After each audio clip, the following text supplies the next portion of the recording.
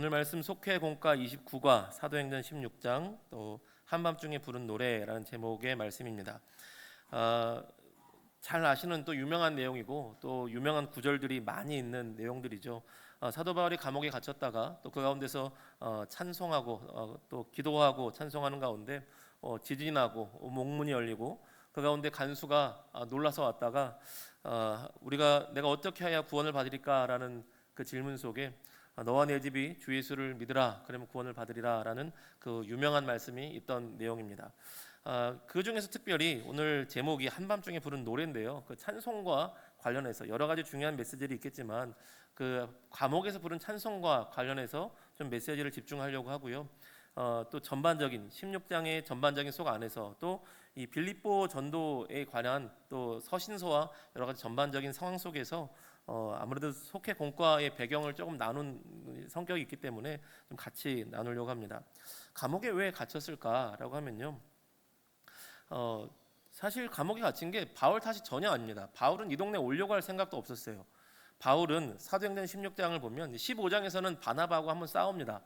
원래 전도 파트너였던 바나바하고 크게 싸우고 헤어져서 이제 따로 2차 전도 여행을 하는 중에 16장을 시작하면 그의 아들 같은 제자 디모데를 만나고 또 바울과 신라가 또 전도를 하려고 다닙니다.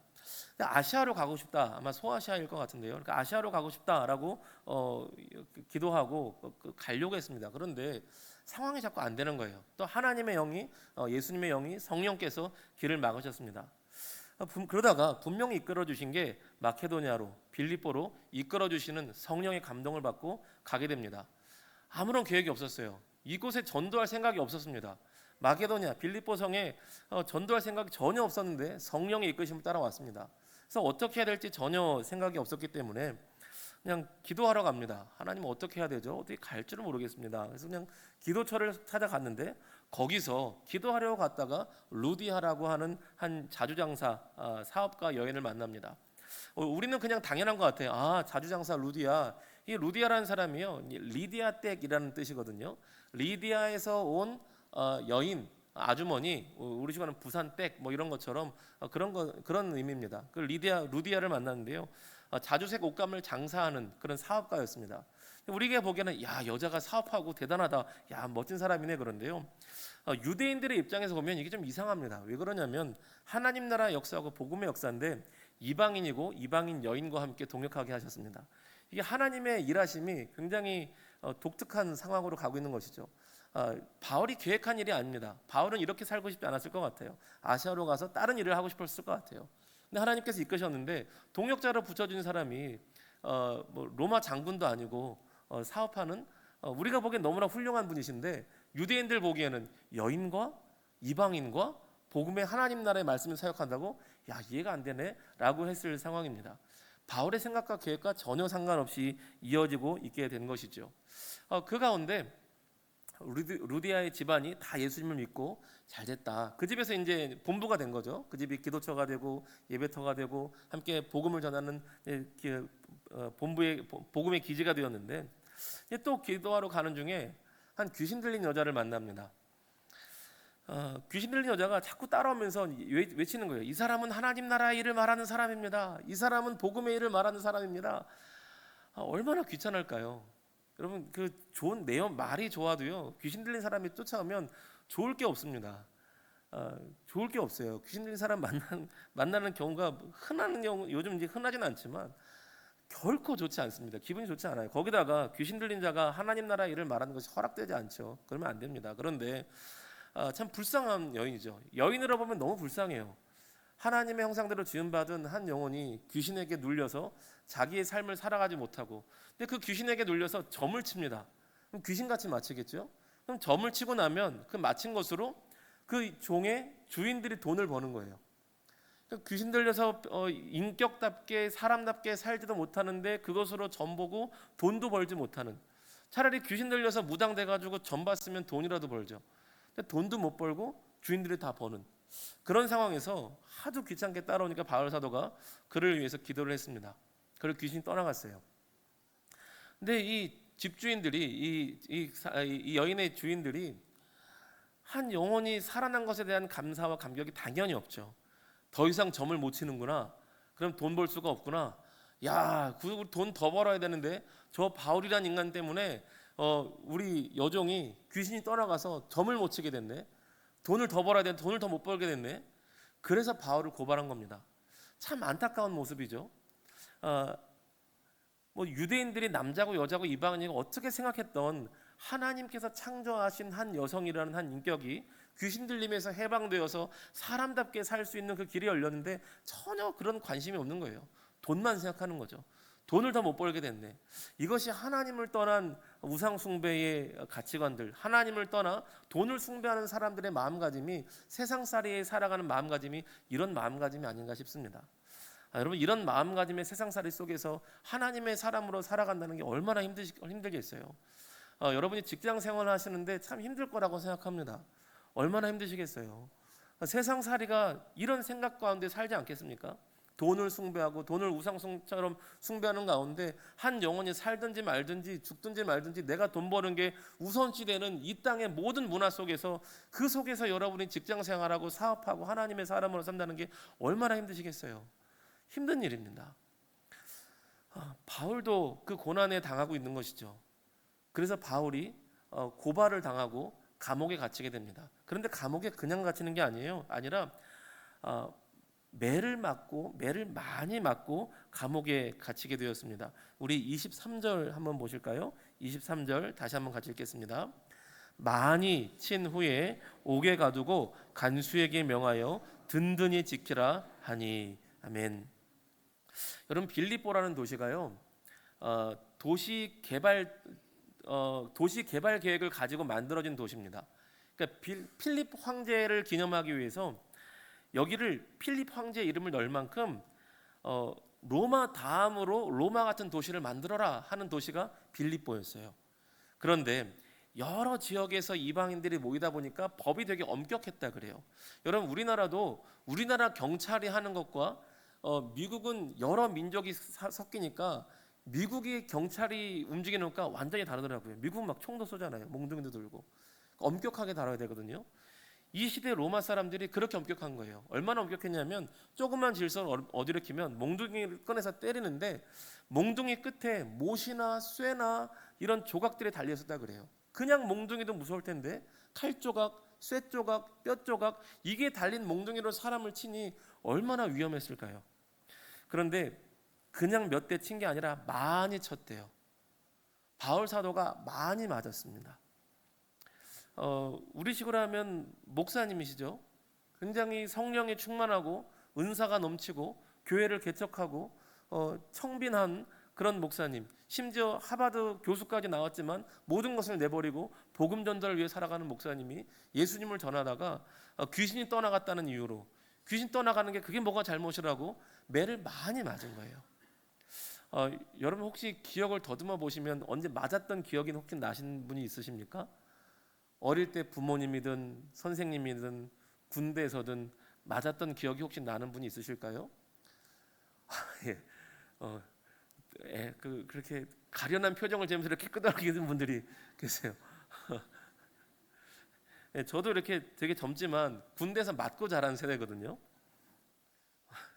별로 덕은 안 되지만 신학교 동아리에서도 이렇게 얼차려가 있었어요. 동아리에서는 때리진 않았는데 동아리에서 합창단 동아리였는데요. 음을 틀리면 이렇게 엎드려 뻗쳐를 했었어야 됐어요. 무슨 신학교가 그런지 모르겠습니다. 근데 요즘은 안 그러겠지만 음을 틀려? 그러면서 엎드려 뻗쳐. 그래서 이렇게 엎드려서 신학교도 그런 수준이었으니까 군대도 당연히 구타가 있었죠.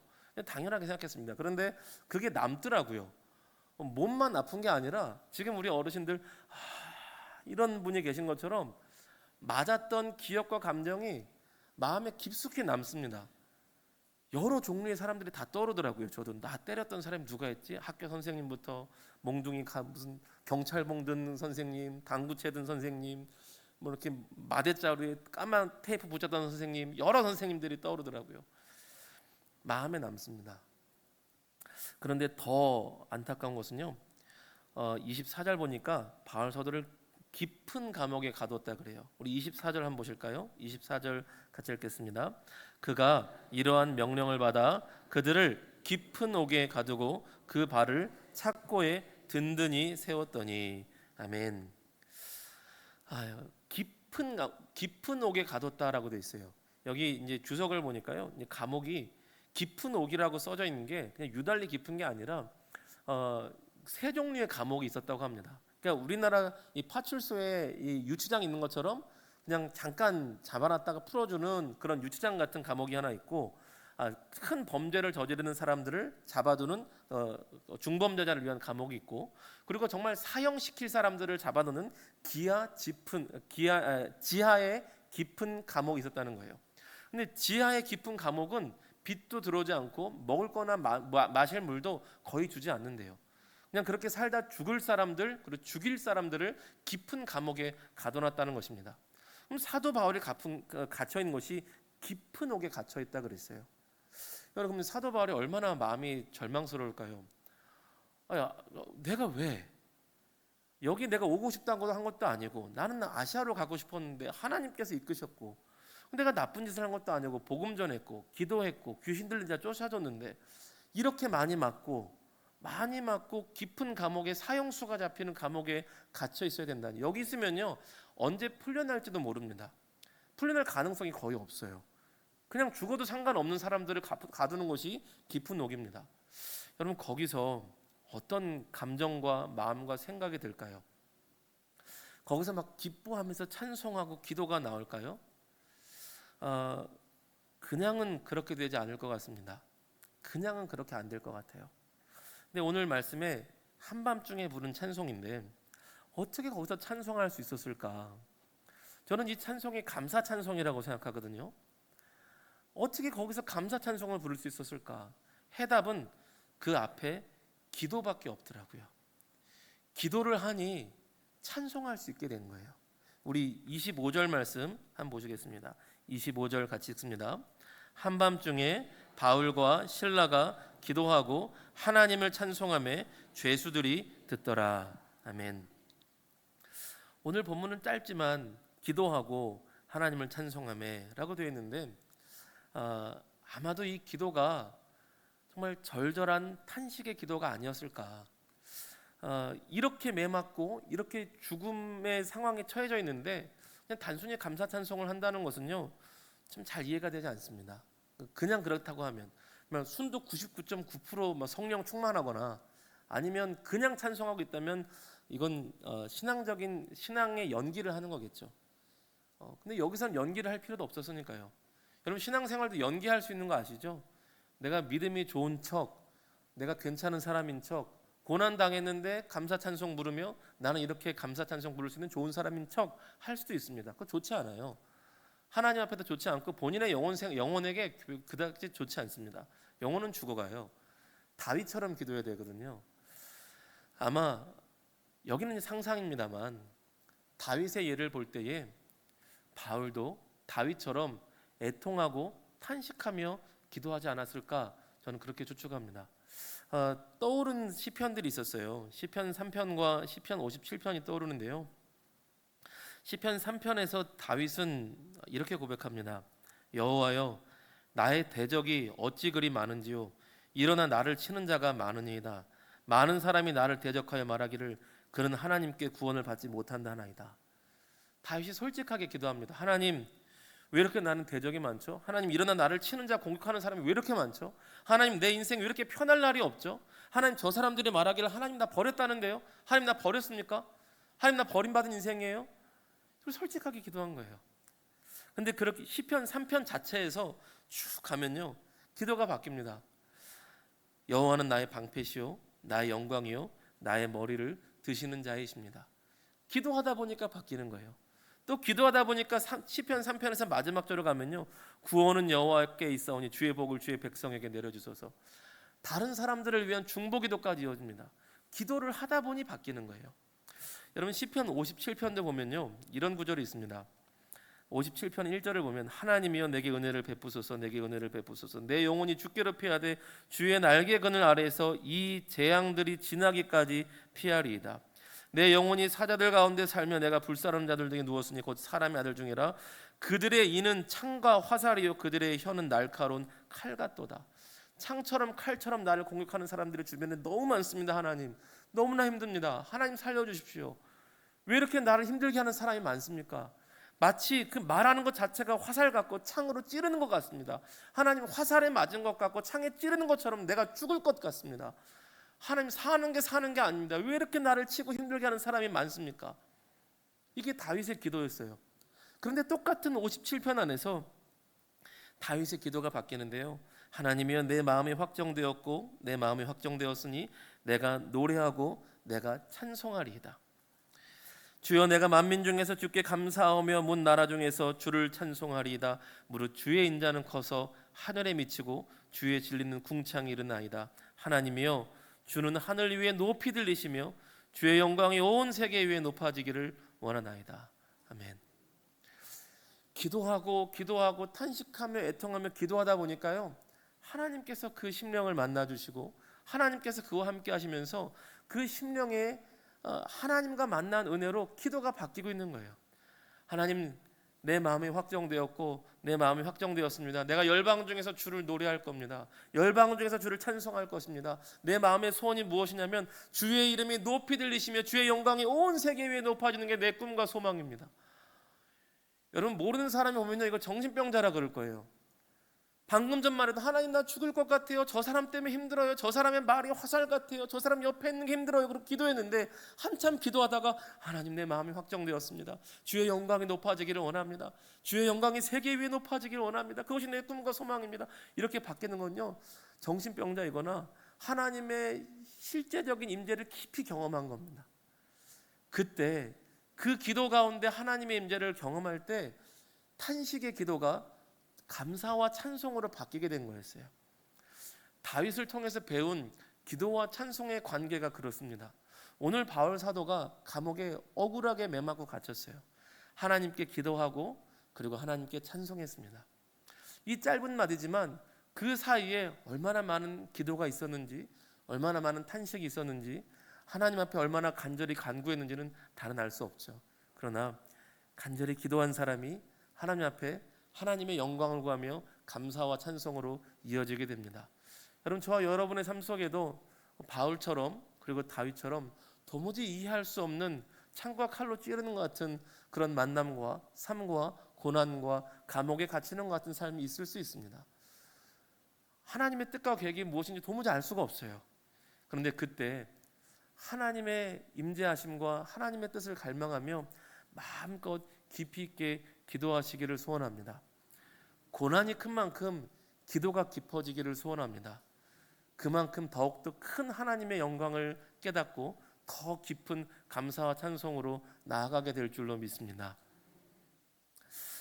바울 사도가 왜 찬송했을까요? 왜 감사 찬송했을까요? 여기서는 다 나오지 않지만 다른 성경들을 같이 연결해서 보면 힌트를 찾을 수가 있어요. 그래서 바울 사도가 나중에 감옥 문이 열려도 떠나지 않았구나라고 추측하게 되는 그런 부분들이 있습니다. 데살로니가전서 2장 2절을 보면요. 혹시 PPT에 있나요? 네, 우리 한번 같이 읽겠습니다. 너희가 아는 바와 같이 우리가 먼저 빌립보에서 고난과 능력을 당하였거니와 우리 하나님을 힘입어 많은 싸움 중에 하나님의 복음을 너희에게 전하였노라. 아멘.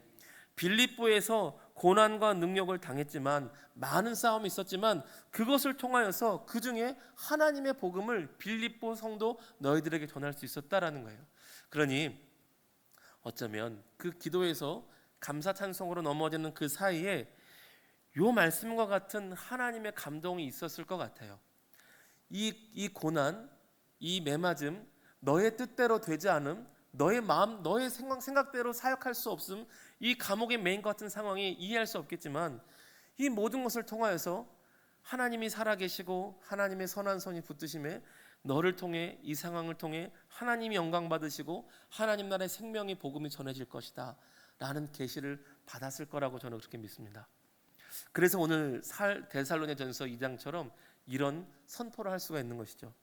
그리고 이때로부터 12년이 지나면요, 감옥에서 이제 풀려났다가 나중에 또 로마에 가면서 이제 감옥 죄수의 신분으로 가게 됩니다. 로마의 감옥에 갇혀서 이제 또 편지를 써요. 또 다시 풀려났다가 또 다시 감옥에 갇혀서 빌립보 성도에게 편지를 쓰는데요. 그게 바로 빌립보서입니다. 빌립보서 중에 몇 구절만 좀 찾아서 보기 원하는데 1장에서 12절, 18절, 20절, 21절인데요. 한번 쭉 같이 읽어보시겠습니다. 같이 읽습니다. 형제들아, 내가 당한 일이 도리어 복음 전파에 진전이 된 줄을 너희가 알기를 원하노라. 그러면 무엇이냐? 거칠애로 하나 참으로 하나 무슨 방도로 하든지 전파되는 것은 그리스도니 이로써 나는 기뻐하고 또한 기뻐하리라. 나의 간절한 기대와 소망을 따라 아무 일에든지 부끄러워하지 아니하고 지금도 전과 같이 온전히 담대하여 살든지 죽든지 내 몸에서 그리스도가 존귀하게 되게 하려 하나니 이는 내게 사는 것이 그리스도니 죽는 것도 유익함이라. 아멘. 그 깊은 기도와 그 감사 찬송 사이에 오늘 빌립보 성도들에게 말씀을 전하는 이 고백처럼 이제는 세상 사람들이 바라는 것 같은 기도 제목과는 전혀 다른 삶을 사는 것 같아요.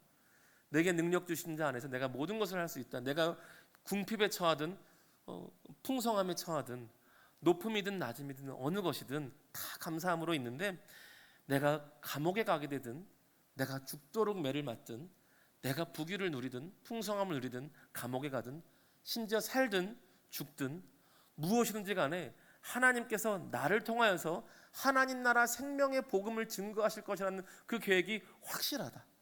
그리고 나를 통해 예수 그리스도의 이름이 높아지실 수만 있다면 내 삶과 내 인생을 통해 그리스도의 영광이 나타내고 하나님의 꿈과 계획인 한 영혼을 살리기 위해서 이 땅에 오셔서 죽으신 예수 그리스도의 그 이름과 그 영광이 내 삶과 내 죽음을 통해 나타나면 무엇이든지 감사하고 기쁘다. 그러니까 바울 사도는 지금 그 감사 찬송이 하나님께서 나 살려주신다고 해서 라는 것에 대한 감사 찬송이 아니라 내가 살든지 죽든지 나는 하나님이 복음의 영광을 위해서 내 생명을 쓰시겠구나라는 확신이 있었던 겁니다. 그 감사 찬송은 일반적인 감사 찬송과는 좀 다르죠. 로또가 됐어요, 좋은 대학에 갔어요, 사업이 잘 됐어요, 돈을 많이 벌었어요, 병이 나았어요 라는 것과는 조금 다른, 아니 어쩌면 한참은 높은 감사 찬송의 고백이었습니다. 살든지 죽든지 어떻게 해서든 하나님이 나를 쓰신다니, 내 삶을 통해서 그리스도가 높아지신다니, 그러면 할렐루야 기뻐합니다 라는 고백으로 나가게 된 것입니다. 여러분, 그래서요, 그 확신 가운데 감사 찬송할 때 옥토가 흔들리고 지진이 나서 감옥 문이 열리는데 바울 사도는 확실히 알고 있는 거죠. 지금 문이 열리는 것이 나보고 도망가라고 열어주시는 것이 아니라는 것을 아는 것이죠. 이 완전한 죽음과 같은 감옥에서 사람들이 죽음을 기다리고 있는 이곳에 감옥 문이 열린 것처럼 예수 그리스도의 십자가 복음, 그리스도의 이름이 선포되는 곳에는 사망 권세에서 해방되는 역사가 나타날 것이라는 하나님의 표징이라는 것을 바울 사도는 알고 있는 것입니다. 그래서 바울 사도는 그 자리에서 도망갈 이유가 없었어요. 이 자리에는 모든 사람들 가운데 그리스도 예수의 이름을 믿는 모든 자가 죄와 사망의 권세에서 해방과 자유함을 얻게 될 것이다. 그래서 그 간수가 와서 너무 놀래서 자결하려다가 놀래서 왔을 때, 원래 간수 죄수를 잃어버리면 그 죄수의 형량을 간수가 책임지게 돼 있거든요. 고통스럽게 죽을 것을 생각해서 간수가 자결하려고 했다가 바울의 말에 엎드리죠. 우리가 어떻게 해야 구원을 받겠습니까?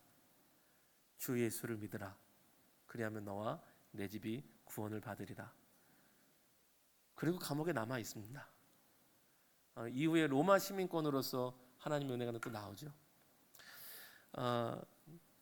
한밤중에 부른 찬송인데요, 오늘 말씀을 정리하고 마치자면 바울도 다윗도 도무지 뜻을 이해할 수 없는 하나님의 뜻대로 산다고 살았는데, 특별히 바울은 정말 성령의 인도하심을 따라 살았는데 이렇게 매맞고 억울한 상황에 닥칠 수도 있습니다. 도무지 우리가 이해할 수가 없는 하나님의 뜻이 무엇인지 알 수 없는 상황이 있을 수도 있어요. 여러분, 그때는 하나님께서 우리를 더 깊은 기도의 자리로 부르시는 줄로 믿습니다. 그리고 더 깊은 기도의 자리에서 예수 그리스도의 영광을 더 깊이 만나게 하시려고 우리를 부르시는 자리라고 믿습니다. 그리고 그 사람들을 통하여서 예수 그리스도의 생명의 역사가, 그리스도 예수 이름의 그 복음의 영광이 나타나는 구원의 역사가 흘러가게 하실 줄로 믿습니다. 저와 여러분이 날마다 더욱더 풍성히 기도함으로 더 풍성한 감사 찬송을 이루고, 그리하여서 우리의 삶이, 우리 신앙이 한 걸음 한 걸음 자라가서 그리스도의 이름을 존귀히 여기며 우리의 삶을 통해 한 영혼 한 영혼 살릴 수 있는 거룩한 하나님 백성들이 다 되시기를 주님의 이름으로 축복합니다. 네, 기도하겠습니다.